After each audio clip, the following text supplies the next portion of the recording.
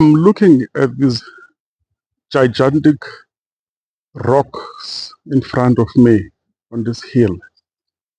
They remind me of the great mountains of Arizona in the United States, where they created faces of the American presidents on the rocks.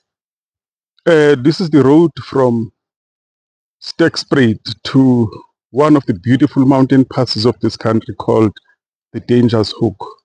So that's where you find these rocks. They are amazing. Look at how they stand. It's like the faces of the country. You can say there on the right, maybe is the face of the first president of this country, Nelson Mandela, followed by the face of the other presidents who followed after him.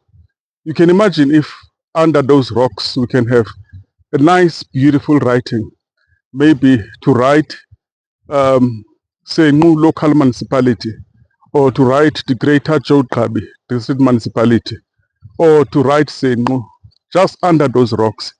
This is beautiful. Our country, I don't think some of us we still know some of the beautiful geographical features of South Africa.